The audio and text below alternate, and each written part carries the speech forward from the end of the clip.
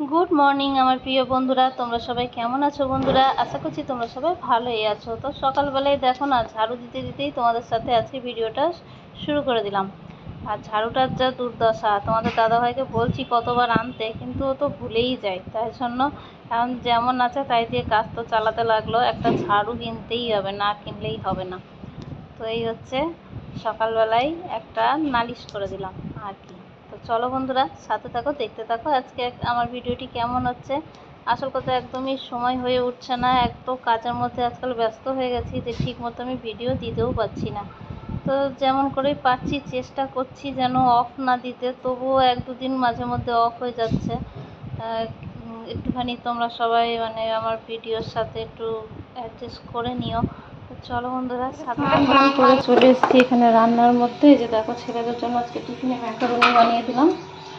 আর এখানে একটু তরকারি বানাতে যাচ্ছি, ভাত হয়ে গেছে, ডাল আলু সিদ্ধ একসাথে বসিয়েছি। এখানে দেখো মেথি ফোড়ন দিয়ে এই তরকারিটা বসাতে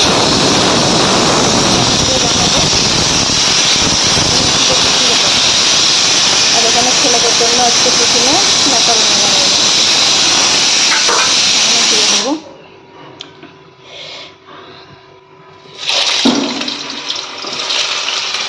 ঘড়িতে বাজছে 9:45।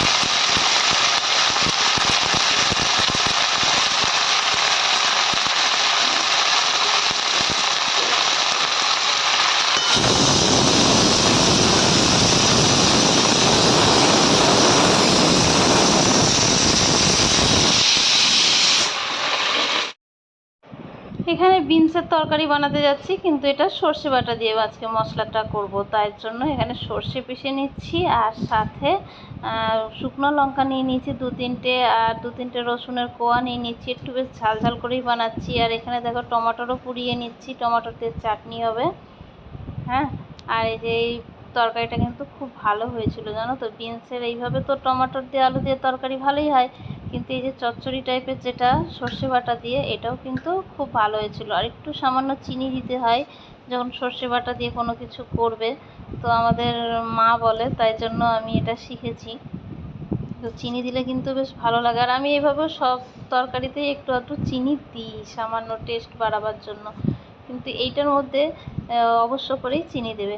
আর এই যে দেখো, এখানে আমি একটুখানি কড়াইয়ের মধ্যে আর এক সাইডে একটু লাল লাল করে বড়ি, তারপর শুকনো লঙ্কা ভেজে নিচ্ছি। আসল কথা, আমি বানাবো এখন ডাল আলু যে সিদ্ধ করতে দিয়েছিলাম একসাথে, ওইটাই মাখাবো।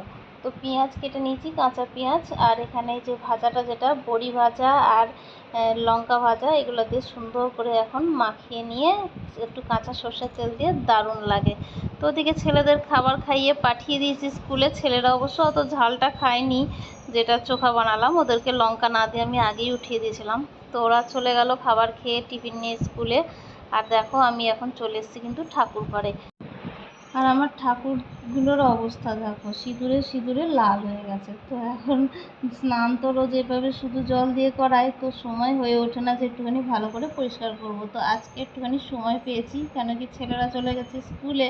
তো এখন বেশ মন দিয়ে ভালো করে আরামসে পূজা করতে পারবো। এখন আর অত তাড়াহুড়ি থাকবে না যে তাড়াতাড়ি গিয়ে রান্না করে টাইমে দিতে হবে, তবে না তো ছেলেদের দেরি হয়ে যাবে, ওইটা এখন আর নেই। তাই জন্য আজকে আমি বেশ সময় নিয়ে সুন্দর করে সব ঠাকুরগুলোকে পরিষ্কার করে নিয়ে তারপরে পূজাটা করব। আর আজকে কিন্তু বৃহস্পতিবার। তো এখানে দেখো, আমি কত সুন্দর করে হলুদ আর বেসন দিয়ে আমি ঠাকুরগুলোকে ডলিয়ে ডলিয়ে পরিষ্কার করছি। আর অনেকেই তোমরা এই পিতলের ঠাকুর পরিষ্কার করবার জন্য লেবু বা ভিনিগার, ইয়া ফির তোমরা অনেকে পিতম্বরী, এ সমস্ত জিনিস ইউজ করো, কিন্তু আমি কিন্তু ওটা করি না। কেন কি, যতই হোক ভগবানকে আমরা যখন পূজা করছি শ্রদ্ধা করে, তো আমরা তো এটা মনে নিশ্চয়ই ভাবছি যে ওনার মধ্যে প্রাণ আছে। তো তার জন্য ওগুলা দিলে যেমনি আমাদের শরীরে জ্বলন হবে, তেমন ধারা ওনার শরীরেও জ্বলন হবে, এটা আমার মনে হয়। তাই জন্য আমি এইটা করি না। তো এই দেখো, এই হলুদ হলো, বেসন হলো, এগুলো তো আমরাও নিজের শরীরে লাগাতে পারি না, আর এটা অনেক শুদ্ধ জিনিসও হচ্ছে। তো তাই জন্য এটা আমার মাথা দিয়ে বেরোনো এই আবিষ্কারটা বলতে পারো। তো আমি এটা ভগবানকে অ্যাপ্লাই করি। তো যাই হোক, সুন্দর করে পরিষ্কার করে নিয়ে এখন আমি মা লক্ষ্মীর ঘট পেতে পূজা করে নেব। তো যতগুলো পিতলের ঠাকুর আছে আমি এমনিভাবেই পরিষ্কার করি, তবে রোজ তো সময় হয়ে ওঠে না বন্ধুরা, তার জন্য আমি মাঝে মধ্যে এটা করি।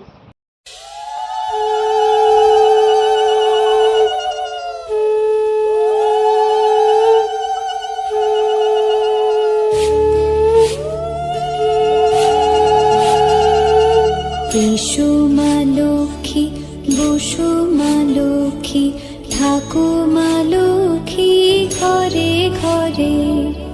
এসো মা লক্ষ্মী, বসো মা লক্ষ্মী, থাকো মা লক্ষ্মী ঘরে ঘরে। গাছে থাকা ফুল ফলার মাঠে সোনার ধান, ও মা গাছে থাকা ফুল ফলার মাঠে সোনার ধান। দুধে ভাতে বেঁচে থাক মা তোমার সন্তান, ও মা তোমার সন্তান। এসো মা লক্ষ্মী, বসো মা লক্ষ্মী, এসো মা লক্ষ্মী।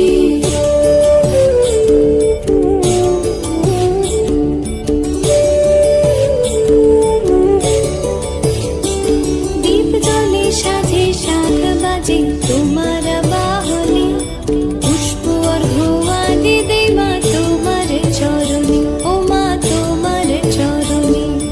যে বানারি পূজে তোমায়, যে বাজন স্বরে, যে বানারি পূজে তোমায়, যে বাজন স্বরে। তুমি মাতার মনোবাঞ্ছা দাও পূর্ণ করে, ও মা দাও পূর্ণ করে। এসো মা লক্ষ্মী, বসো মা লক্ষ্মী, এসো মা লক্ষ্মী।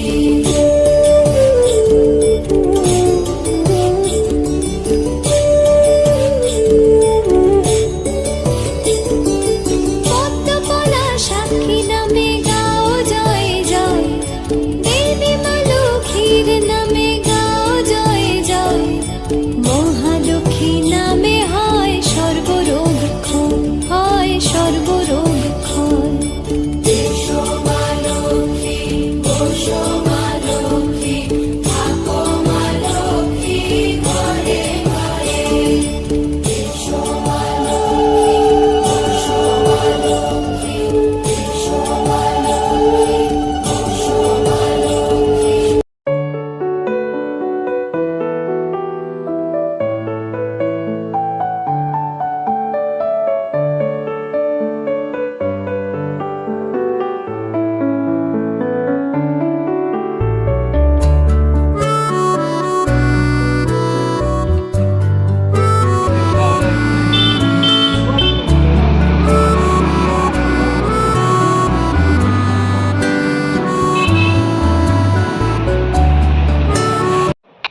তো এখন দেখো বন্ধুরা, আমি এদিকে পূজা পাঠ করে খাবার দাবার খেয়ে খাবার নিয়ে চলে এসেছি এখানে দোকানে। তো বাবা মার খাবারটা দিয়ে দিয়েছি, তারপরে আমি এখন দোকানে অনেকক্ষণ ডিউটি দিয়ে তারপরে যাব ঘরে। তো এখন চলে এসেছি তোমাদের সামনে একেবারে সন্ধ্যাবেলায় রাত্রের রান্নাতে। আর আজকে বেশ জমিয়ে রসিয়ে কষিয়ে বানাতে যাচ্ছি মটন, বেশ অনেক দিন পরে।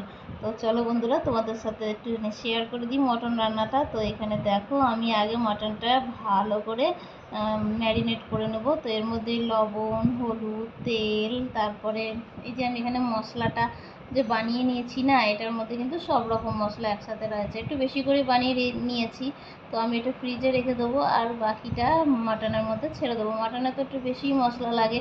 তো এখানে জিরা, ধনিয়া মশলাটার মধ্যে আছে, আদা, রসুন, তারপরে পেঁয়াজ আছে, আর টমেটোরও আছে, লঙ্কাও আছে। তো এগুলো সব একসাথে আমি মটনের যে মশলাটা এমনি করে বানিয়ে এখন সব একসাথে মিলিয়ে নিচ্ছি। মিলিয়ে নিয়ে এখন যতটুকু এখানে দেবার দেবো, বাকিটা আমি ফ্রিজের মধ্যে একদম ডিপ ফ্রিজে রেখে দেবো, তাকি নষ্ট না হোক। আমি 1-2 দিন এই মশলাটা দিয়ে তাহলে রান্না করতে পারবো। এই রান্না করার সময় না, মশলা করতে গেলে অনেকটাই দেরি হয়ে যায় রান্নার, আর আমার তো বেশিরভাগ জানোই তোমরা, সব সময় তাড়াহুড়িতেই থাকি। তো এই যে দেখো এখানে মাটনটাকে খুব সুন্দর করে এখন মাখিয়ে নিচ্ছি।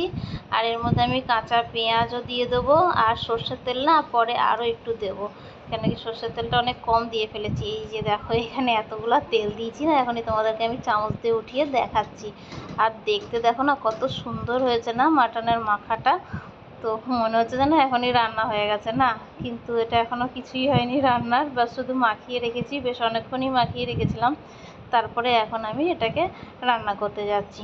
তো চলো এখন ফটাফট রান্নাটা করে ফেলি। এই যে দেখো এখন রসিয়ে কষিয়ে আমার রান্না চালু। তো আমি না চর্বিটা একটু পরে দিই, আগেই যদি চর্বিটা দিয়ে দিই তো একদম গলে যায়, আর আমার বাচ্চারা কিন্তু একটু চর্বি খেতে ভালোই বাসে। তো এখানে মাংস দিয়ে দিচ্ছি, মা আবার হাড্ডিওয়ালা মাংস পছন্দ করে। আর এখানে এই যে দেখো আমি বাবার জন্য খিচুড়ি বানিয়ে দিয়েছি, মানে এমনিই খাবে বাবা, একদম জাওলা টাইপের। আর এখানে রুটি, এখানে ভাত আর একটা তরকারি আমি এর মধ্যে রেখেছি, আর খুললাম না, গরম আছে। তো চলো এখন খাবারটা পৌঁছিয়ে আসি। তো আজকে রান্না বান্না এতটুকুই হচ্ছে। তো এখন আমি ঋষিকে নিয়ে যাচ্ছি ওই ঘরে খাবারটা দিয়ে আসি বাবা মার। আর আজ কয়দিন ধরে খাবারটা ওখানেই বাবা মা খাচ্ছে, তো এখানে আসছেন না। তো তাই জন্য আমি খাবারটা পৌঁছাতে যাচ্ছি, তো সাথে নিয়েছি ঋষিকে। তো চলো বন্ধুরা, আজকে ভিডিওটা আর বাড়াচ্ছি না, আমরা এসে তারপরেই সবাই মিলে খাওয়া দাওয়া করব। তো দেখা হচ্ছে নতুন কোনো ভিডিওর সাথে। ততক্ষণের জন্য তোমরা সবাই খুব ভালো থেকো, সুস্থ থেকো, সাবধানে থেকো। আর আমার ভিডিও ভালো লেগে থাকলে অবশ্যই লাইক, শেয়ার, সাবস্ক্রাইব করে আমার পাশে থেকো বন্ধুরা। তো গুড নাইট বন্ধুরা, দেখা হচ্ছে নতুন কোনো ভিডিওর সাথে।